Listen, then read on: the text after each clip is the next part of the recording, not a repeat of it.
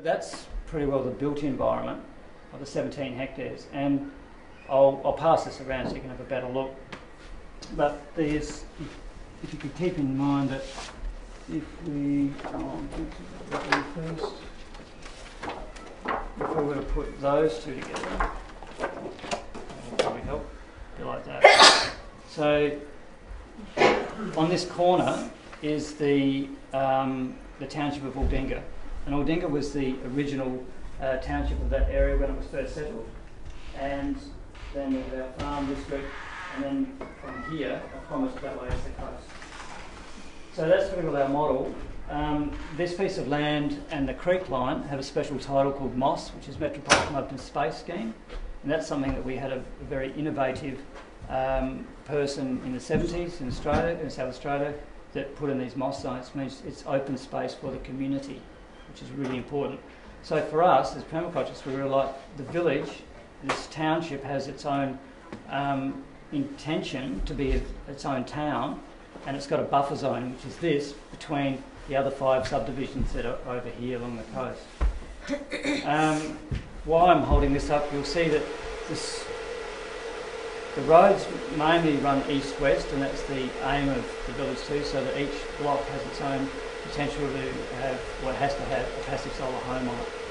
And these sort of, I suppose they're orange from your direction there, orange areas. Through the village, there's 24 orchards within the built environment of the village. And the village was also, you can see these sort of enclave areas like this, that we designed the village like that, and also to end up as neighbourhoods. So we've got 6 neighbourhoods that run the village instead. So they make a lot of decisions, that gets passed on to the management committee, and then we have a series of other governing bodies like the Natural Environment Committee. When anybody wants to put something on their land or on the common land, it has to go through the bylaws. And the bylaws, I wrote the vegetation guidelines based on permaculture. And then there's also the BDC, which is the Building Development Committee. So every house that gets, one building that gets built on the site has to go through that committee to make sure it meets the codes that we've set for our bylaws. And then it goes up to council to get approval, and then it can be built. How big are the lots? The lots, yeah, that's a good point. Okay, across the bottom here, there's 11 in this line. And what's cut off of this is Port Road, this is the main road. And these here are commercial residential. So the idea of having a shop front downstairs and living upstairs, sort of thing. These were 200 square metres.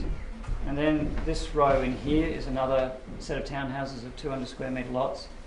Through the bulk of it is 450 square metres, and then 600 around the edge and some dotted through. So some people said, oh, that's a bit small, but it's turned out not to be at all, because in our policy of the village, there's no rigid fences.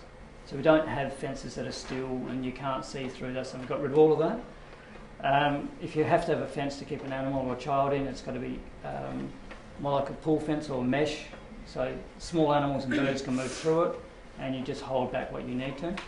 And it's a living or it's a trellis to grow living things on. We also used a lot of mounding systems. So part of an eco-village philosophy is to not lay waste to what you're developing. So this needed to settle within the environment, not sitting on it, and that was the main thing. So all the extra soil that you get from subdivision by putting everything underground, we made mounding systems. So there's mounding systems from low ones right through to fairly high ones all throughout the village, giving changes the landscape and then gives microclimates, and that was one thing I was looking for. And they became my palette to put indigenous vegetation on. So one of the things I had a problem with the local council was that I wanted to use native vegetation, and they couldn't understand why I'd want to do that. I had to talk to them about on building diversity. Biodiversity is really important. It's an organic landscape. Then they said, right, you can put grasses in and trees, but you can't put shrubs in between. I said, no, it's got to have multi-layer. Big argument over that, and I said, well, I'm just going to go do what you want, sue me later. And we did it. And the idea was to build back the diversity and put back a lot of the smaller plants and the medium-sized plants, which also give you shelter, and birds and animals shelter, that are really good at giving, like this plant right here. It blocks the vision, you get your privacy, and that's what we wanted. And anyway, since we did what we did, all the new subdivisions do something similar. So it's been good. This was my permaculture sort of land use model for the farm, which includes a education centre area, and then the idea of food crops and so on throughout. Mainly what's in the blue was funny when we laminated it, changed colour, but all the green areas we put in a lot of what we call conservation plantings. We did that through a government program called Urban Forest, which is quite a good thing in South Australia. Prior to that we put in all our own. I set up a nursery, grew a lot of plants, and all the seed came from between 5 and 15 kilometres away. And now we've got local nurseries that come and collect seed from us. I started with 77 native species to start with.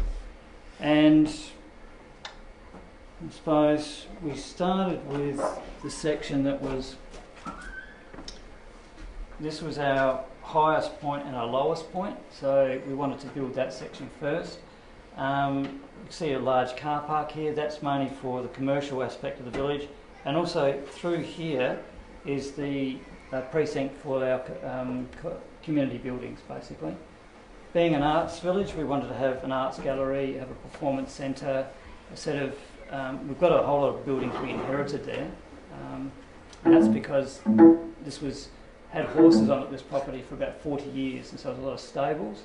Some were quite good and some we've been able to use, and the idea was to eventually replace them with more modern buildings and that fitted the code. So we've got artists that have artists in residence. They've got stables that they can work out of and things like that. And eventually we'll end up building our community hall, which will be an interpretive centre and the commercial kitchen and things like that.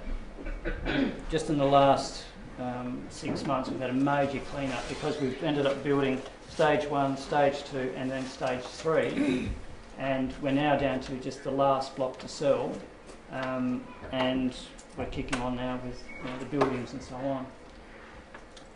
Around about a third of the homes that have been built have been owner builders, and that's something we wanted to do as well, and that's been great. We've got homes that were built from 75,000 through to about 430,000. So we have a great range of amount of money that people have spent on their homes. We've got, there's been 9 babies born on site, and our oldest person is 93.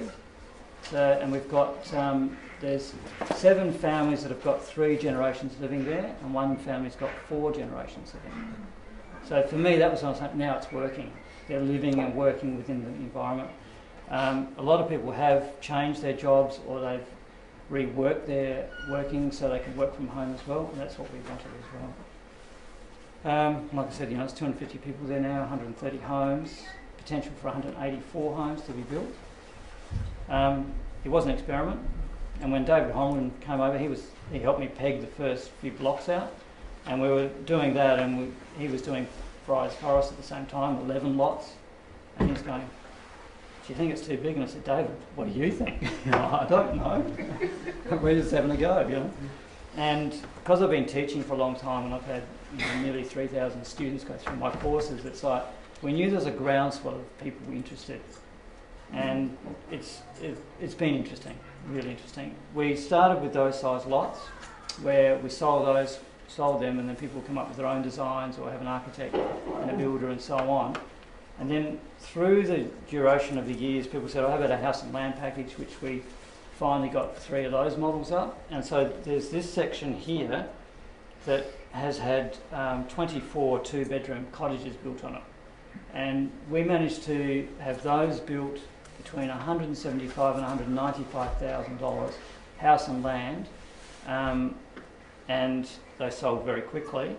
The state government has its own initiative, and theirs is $265,000 starting price. And so we come across this all the time, where we know you can do it cheaper, and they're a passive solar home with its own solar power, its own rainwater storage and reuse, and there's no ongoing cost for running the home. Where there are. How much land is attached to each cottage? That was, the house itself was 75 square metres, and then there's between 70 and 85 square metres extra. And it also includes a covered carport. What's fascinating for me was through this project that in the last 4 years that all the homes that have been built have been putting solar power on as well. So it means that by the time they finish building and they move in, that they're actually in credit with their power. And so those sorts of homes now, when they move in, they've never had a water bill because it's rainwater, which they collect, and there's no power bill and there's no sewer bill. And most of those homes have been able to be in credit with our buyback scheme for solar power, that pays for their rates and taxes as well. So basically the house is cost neutral to run. And we still have problems with trying to get that publicity out and get it accepted. And the other interesting one is that because we run on rainwater potential mainly, we've got from Port Road here, there's here, if you can see, there's some tanks. We've got one household water connection to the village built environment, and so that is connected to what we call SA Water, or South Australian Water Authority. And it goes to the tanks because that gives us part of our reservoir for firefighting, and then it's actually trickle fed down to every lot. So a builder's got water to start with. If your rainwater tank runs out, you've got water to continue, and that's the method we did. We have our sewage treatment plant, which is what do I do with the other one? This one. On this model, it's in the middle here. So that's our sewage treatment plant. So we've got it all gravity feeds to a pumping chamber out here, gets cleaned, and we reuse that water. Because we reuse the water, we've got a meter on it, so we know how much water comes out. The interesting thing is that our households are running on between 150 and 200 litres of water per day, where the standard in Adelaide is 650 to 750. So we know you can do it, and like people don't go without anything, and that's the interesting thing. And we've got quite a few people that have had a 3-bedroom brick veneer home somewhere in the suburbs, sold that, came down here, bought a block of land, built a new home that's then passive solar, energy efficient, don't need a heater or don't need a cooler, these sorts of things, and for the same amount of money. So, and for me, it's been really great working with these sorts of things to say, we know we can do this, and to do the land use is quite easy. Like I said, there was 24 orchards which I initially put in as neighbourhood orchards. There's 26 in the built environment now. Got over 1,000 fruit nut trees here. And then on the farm, we've now got an orchard which has got 430 something trees in it. The bonus for us having our own control over our water that comes out of here is that we can grow trees. So the more water, the more houses, the more water, the more trees. And it's as simple as that. A little bit of background. Okay, like I said, we're about 1 kilometre to 2 kilometres from the coast. It's a Mediterranean climate, so the majority of our rain comes in winter, and then summers are normally 5 months, sometimes without any rain at all. The last few years we've had steady rainfalls. Prior to that we had 1 year, 6 years ago, 230 mils was the maximum we got, and our maximum normally is 500 mil. So it's quite different to here. we don't get this green, and but it's working quite well. Yeah. So you're off the grid? You're off the system? No, we're not. This is some of the things that we wanted to do. One of the things with the farm was to actually put a wind turbine in the middle of this. You can see that there's this line going through. It's actually a fairly heavy cable, and we thought we could be able to tap into that at one stage. That was all looking pretty good too, because the project before this one, we got approval for 4 wind turbines to run the village, and smaller ones. But anyway, we had major push in South Australia to put in wind farms, which is all great. One project, it was 43 to go in, and it was up very visual above the hills where we are. That got community approval, that was good. Then they decided to put the application in, it had 70 on it. When everybody heard about that, there was a big backlash, and then that project got squashed. And at the same time, the government then decided to change the distance between household and wind turbine. It was 150 metres, and they pushed it out to 400. So that means we can't actually do it on this piece of land anymore. Yeah. So solar has been the way we've been going. So we've run 2 buyers groups, and through that we bought over 200 power systems, for household solar power systems, and got incredibly good deals on that. So that's what people have been doing within the village. But it goes to Grid Connect, and unfortunately if the grid goes down, so does your house. Because in South Australia it's illegal to have backup battery system on your home in a built environment. Out and rural, fine. So we've got a few that have done it anyway. Yeah. How food independent is the village? Like how much of the food Very is produced good on the question. farm? Because the ratio of people to land seems very heavy. Okay, part of the I'll answer that in 2 ways. I'll come back to how much we're producing. In this model, which is this, the biggest problem we've had in South Australia with community gardens and community farm projects is getting tenured for the land. And so most of the time it's on a piece of council land or something like that, and they've only got a short-term tenure. Or the council turns a blind eye for many years as to when it's going. So I wanted this so we could have community gardens, community farms for the broader community as well. The land's owned, no one has to buy it anymore, it's just a matter of proper use for it. Within the village, like I said, there's over 1,000 fruit nut trees there now. Within the orchards which are dotted through, there's a couple of big ones like this one, which is mainly olives, carobs, pistachios and almonds. We've got another one which is somewhere here, somewhere in the middle here somewhere, which is mainly apples. But the others were mixed so that people could put fruit trees within their own property and not have to worry about having a pollinator. So I put the pollinators through there. On the farm, we've got this bigger orchard now, so in the next couple of years we're going to have major problems with picking. A lot of people need to be picking fruit. We've just finished the fox and cat proof fence around this, so it's a vermin proof fence. We've just, in the last 2 years, finished all the native planting that we want to put around the edges and on the mounds, and we've broken up the property now to reduce wind speeds. And we are just starting this year with some trials through winter time this year of growing certain crops without additional rain or watering, because the water we get from this treatment plant isn't A grade, and that's one of our issues, to put that on vegetables and so on. We can't do that at this stage. We'll have to buy water in or use it from rainwater or from our we've got 8 ponds within this environment and 2 on here, but we have one of those things where we've got a 500 mil rainfall and a 1200 mil evaporation rate, so we can't store water appropriately over summer because it just evaporates. So we're in this transition. We've got tree crops, and around certain homes people are growing really good gardens, and we could be self-reliant in like chickens and eggs easy enough, and the majority of the fruit now, with the population we've got there, we've got enough. This year was pretty well, we were selling some excess. The project's been going 2002, we physically started. The first house was finished in 2004. The orchards went in 2005. So they're sort of that age now of sort of 6-7 years, and they're now just starting to really crop.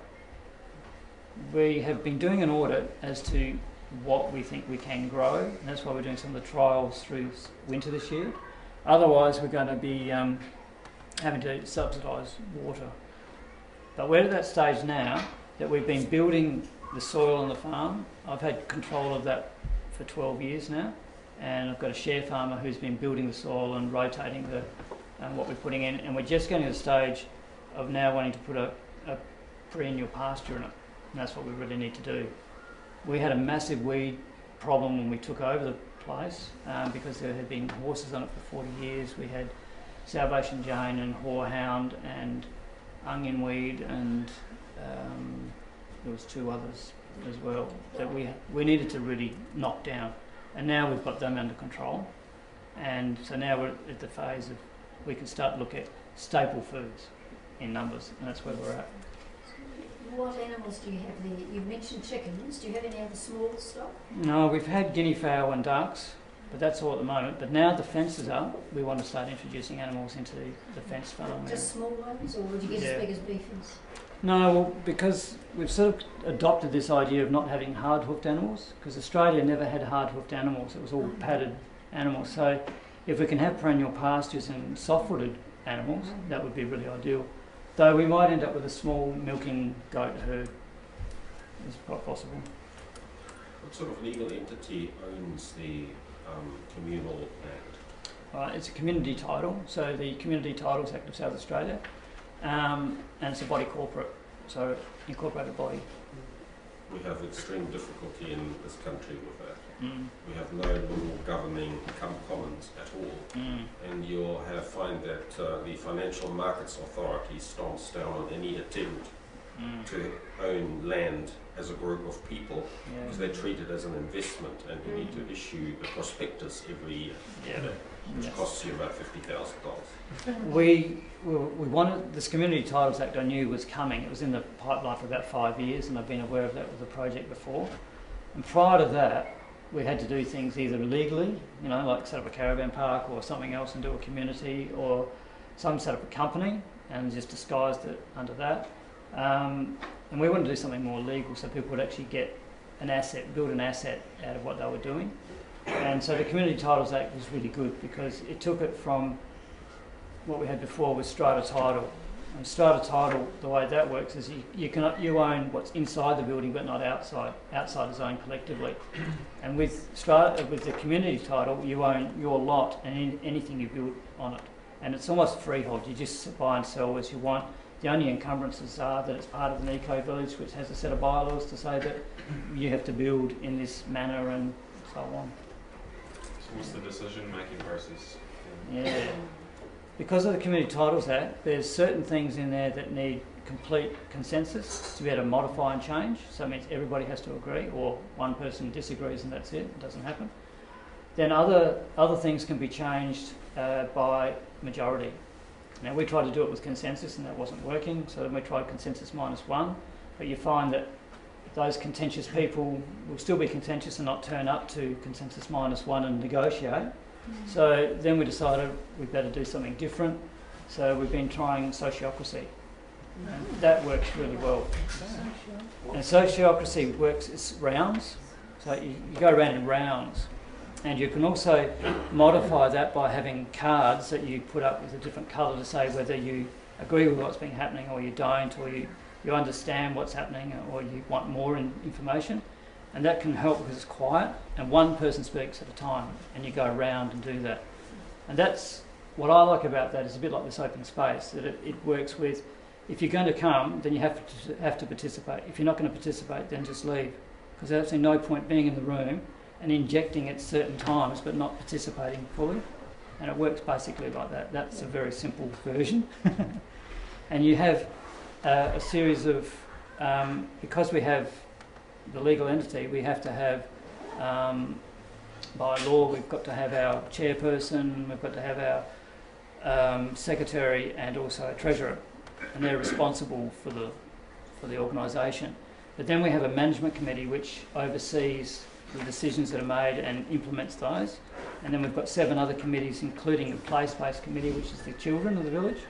And so they all can have somebody on the management committee and they have their own meetings. You're doing a good job. Do what I can. But I don't know whether you're going to get a link mine to that, right? Well, eventually I can. If anyone has a flash drive, I can take care of this in 1 minute. Flash drive, anyone? Memory stick? Memory stick, yes. Yes, memory stick. Oh, okay. Amazing. Thank you. So you want to download my PowerPoint onto that? A lot easier. Or I can pull up your website. No, you can't do that. That thing's gone down. Steve, Yeah. random question. So, was it Judith? Yeah. Judith was talking about the issue of the problems that we have in New Zealand and how you're able to do it in Oz. And as you well know, in New Zealand we have the Treaty of Waitangi. I just wonder, because I don't know if anybody can help me out here, but is that a mechanism to allow you to get in the back door, front door?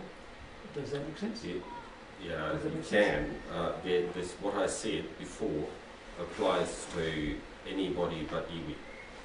Iwi have got different, they can do things with their land that you cannot do as a private or commercial, or even a land trust or anything like that is principally illegal in this country. We've struggled, I know that because we've struggled for 5 years now to find a way around that, and there is one really sort of cumbersome process to do that, but we know of a lot of projects that have failed because of that, because we've tried it. The short will be to get into bed.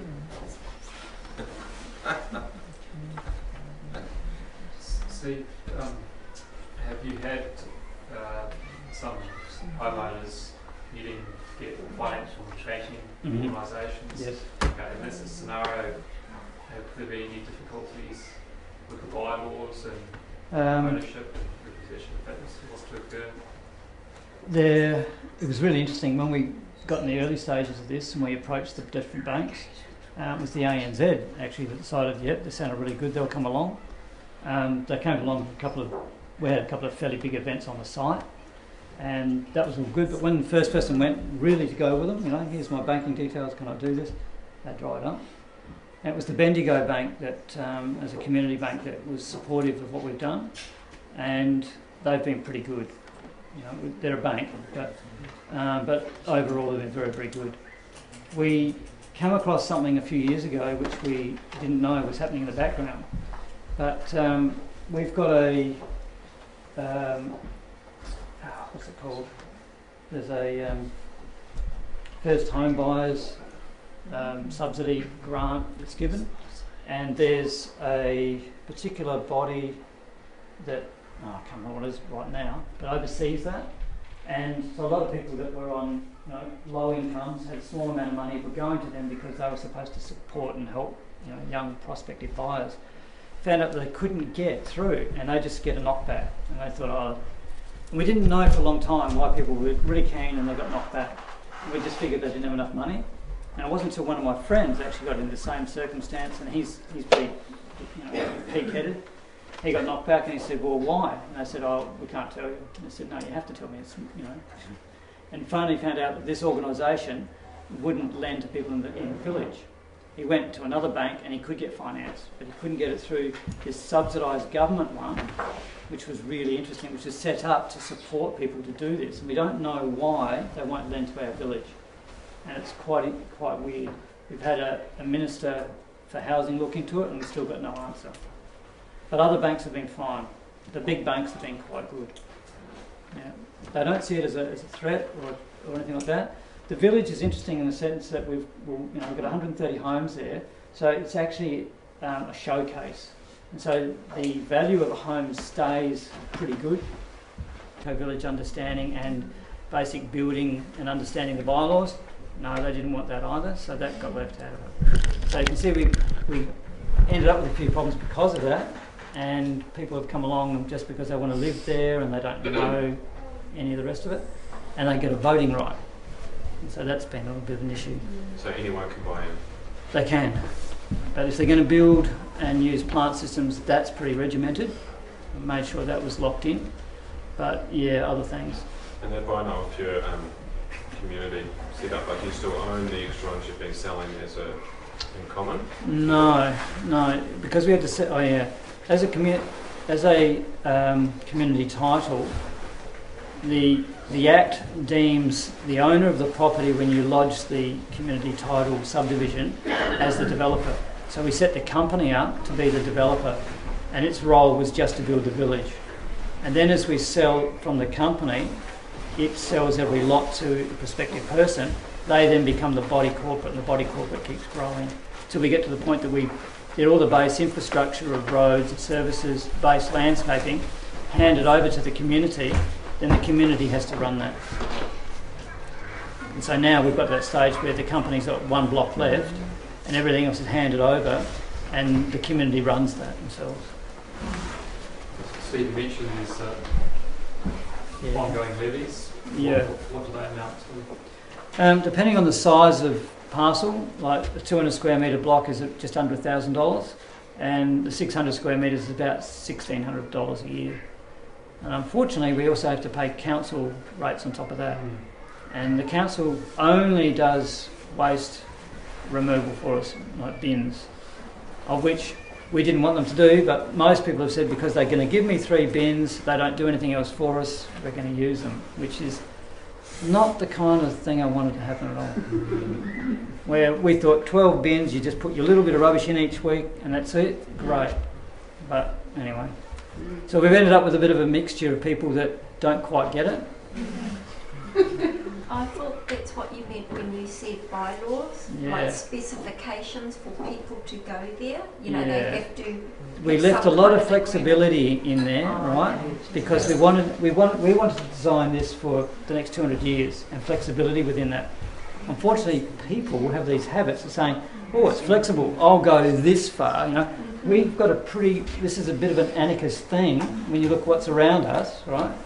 And then you've got anarchy happening within it, which is like, gee, you know, just test what we've got first before you throw it out and do your own thing. So there's a bit of that. But you can tighten the specifications? We can, and we are doing a bit of that, unfortunately. We didn't want to have to list what you can and can't do. We wanted to say, so each part of the bylaws, when I had them written by the lawyer, I said, I want a philosophy in the front of it.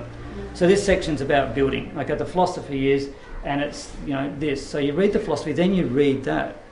But I've had a lawyer look at it and he says, no, you can't do that. And he says, common wording is this. And I say, yeah, but in the bylaws, in our documents, we've got the listing of what the word means. So we don't want it interpreted any other way. We want it like this. Like a zone, you know, a zone in permaculture. I don't care what you want to do out there, but we're talking about permaculture village, the zoning means this. So you get testing. And some people, they just buckle under it where they shouldn't. They should stand by it. How do you treat household waste?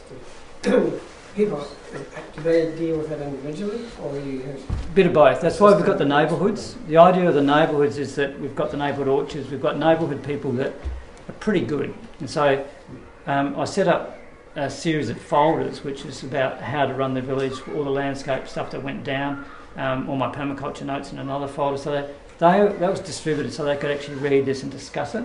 Some have been great. They say, well, the manual says this. You know, great. Tell me, you know. Others go, I haven't seen it. I don't care. You know, like, so you get that. But the idea of the neighbourhoods is that it's a bit of peer pressure. And then they have working bees and then people learn too. So some people just don't know and then they learn. And then there's composting systems. And some neighbourhoods have got their own community garden. And so there's some good models, very good models there now. Yeah. I mean, it's both ways, you know. Yeah. You said you have a sewage treatment system. Does that mean that grey water and black water? Toilets? Yeah, yes it does. That must use a lot more water. How come you didn't go for composting toilets? Because the artists voted out that.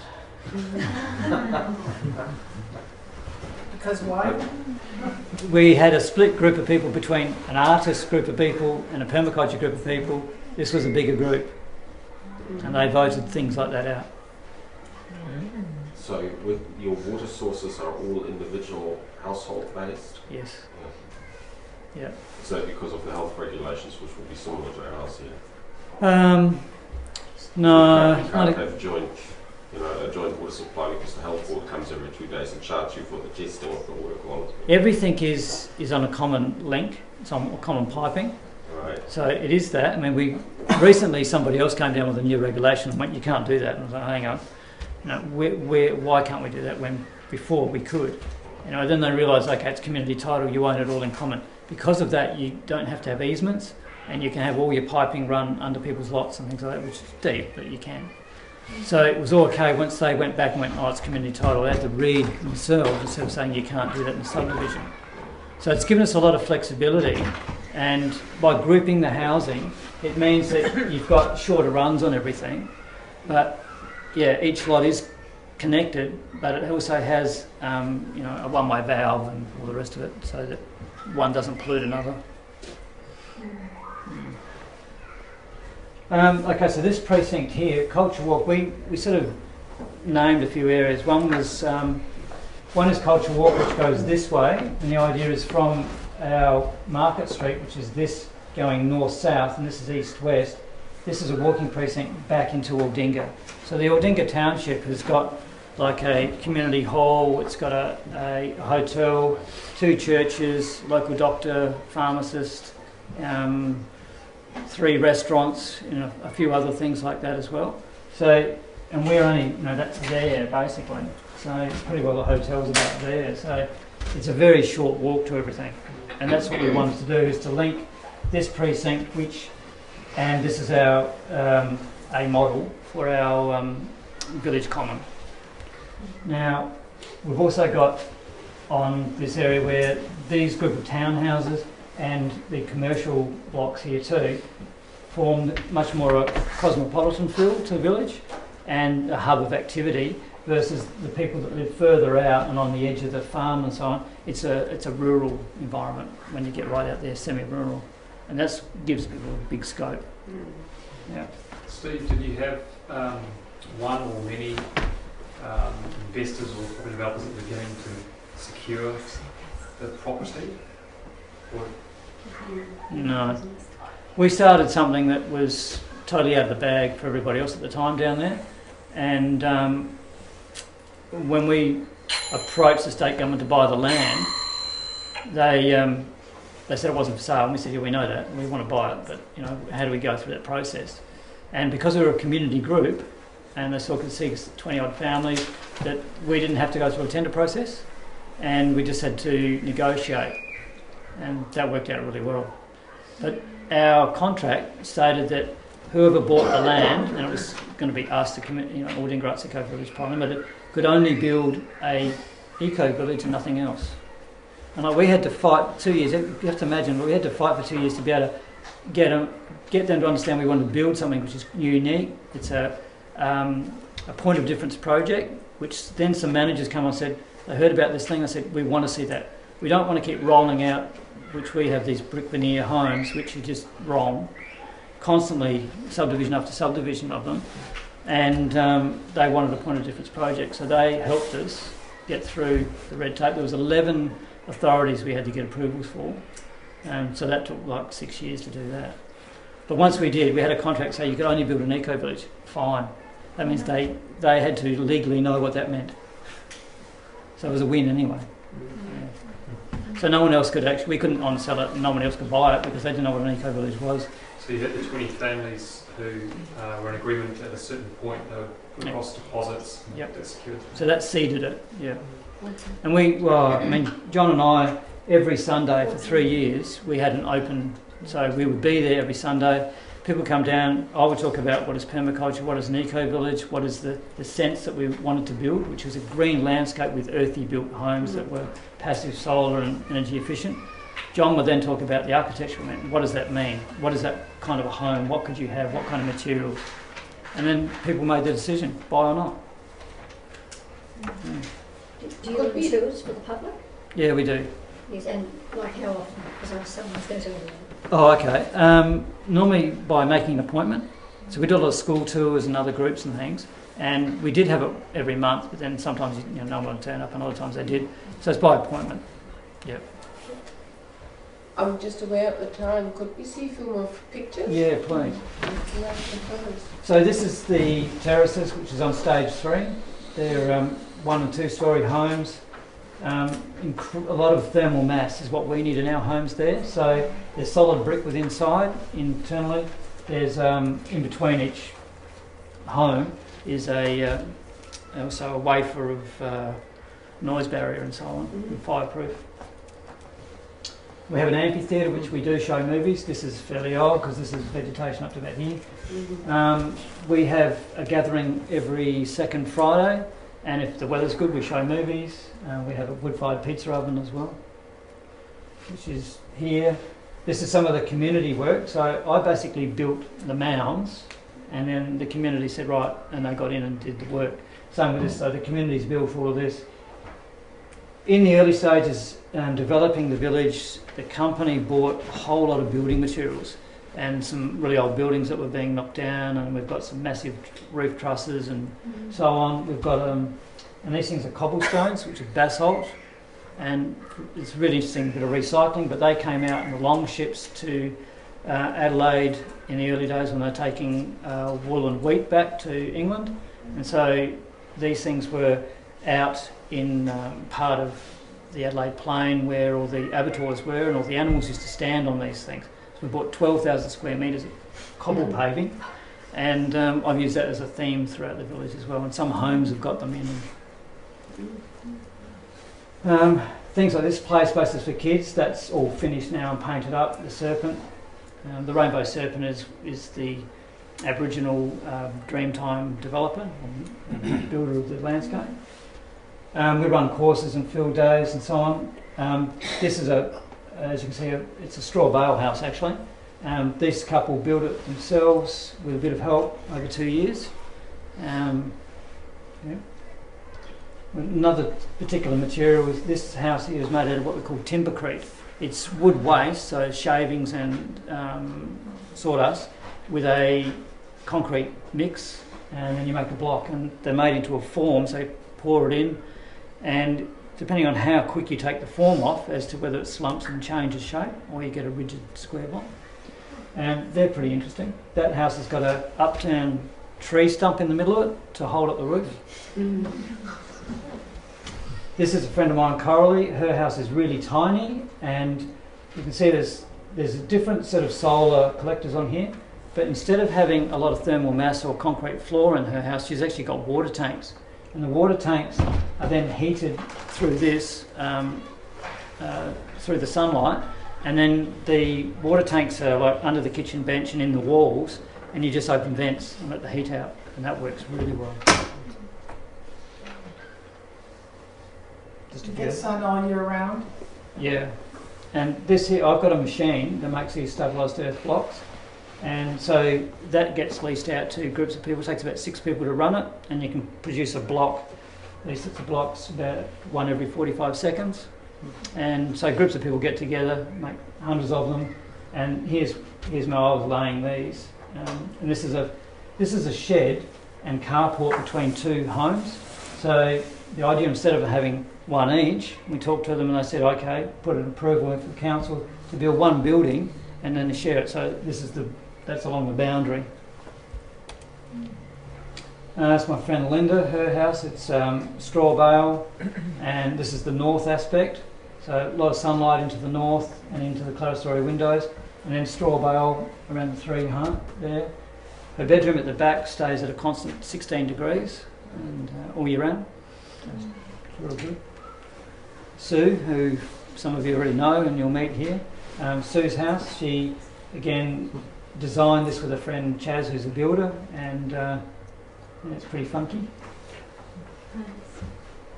Another friend of mine, Byron, his house. And again, when they moved in, it's like 1 kilowatt of solar power, but that is enough, the way they run their house. So it's a 2-bedroom home. They've got 5 kids which come and go, but yeah, they make enough out of this house to pay all their rates and taxes too. This is what that house before Byron's place. This is the vegetation now, and every time there's a baby born in the village, the women get together and knit these squares and put them into a row. There's quite a few things that happen. Anytime anybody's ill, there's a roster for people coming around and helping with food and something like that. Same with these newborn babies. So it's really working really well like that. We've got some really good artists too that are doing different classes, and so mosaics happens on a regular thing, and steel sculptures and things. Steve, just going back to the photovoltaics, Yeah. Is it legislated for the electricity retailers to buy back at the retail rate? It's a sliding scale now, but we were getting 44 cents, or we are getting 44 cents at the moment. And some retailers are adding to that 6 cents, so you can get up to 50 cents buyback per kilowatt. What would it cost to purchase? Well, through the buyers group, we were getting systems where it cost you nothing because there was a scheme, government scheme, but now it might cost anywhere between $1,000 and $3,000 for a system of nearly 2 kilowatts.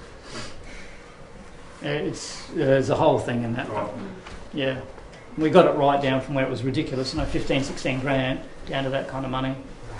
Yeah, because there's incentives in South Australia at the moment, which are running out. But yeah. How do you share the food in the orchards? Okay, well, this is like last year, so this is our olive trees now.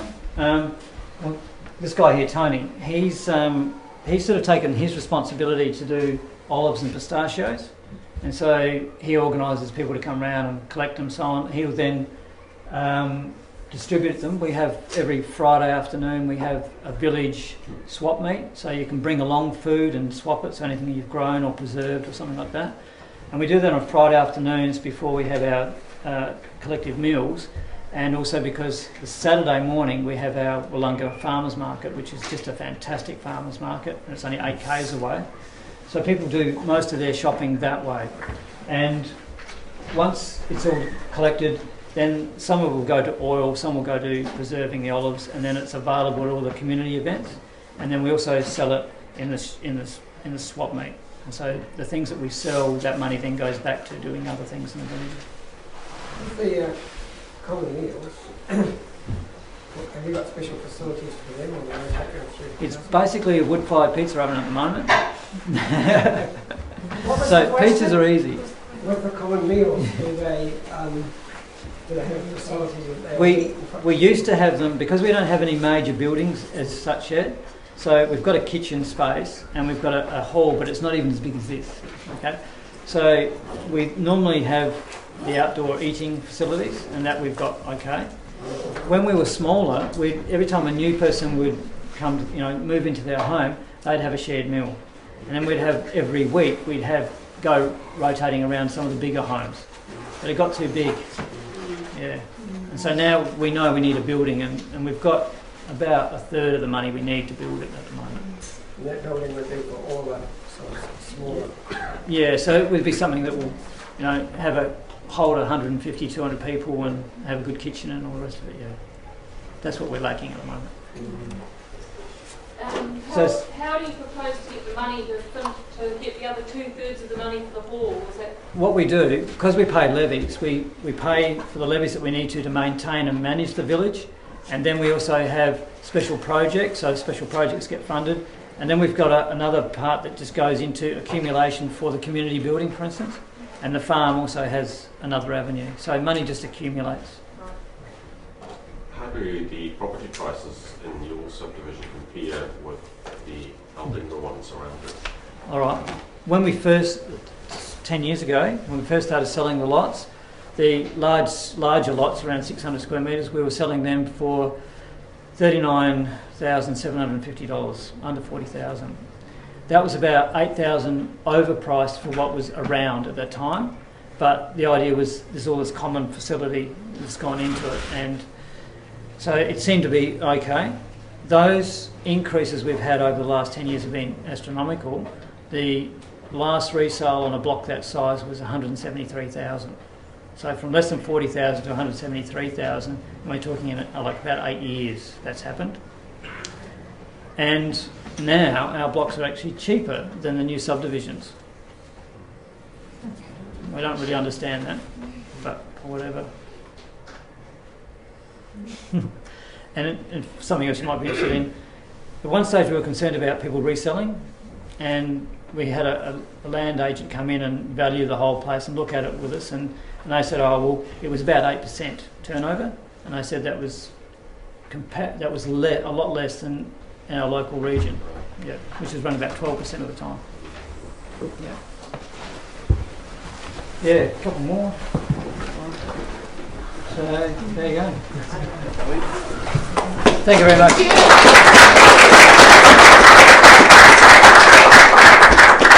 If I hand out some pamphlets about our eco village. Please do. Good audience to do it at.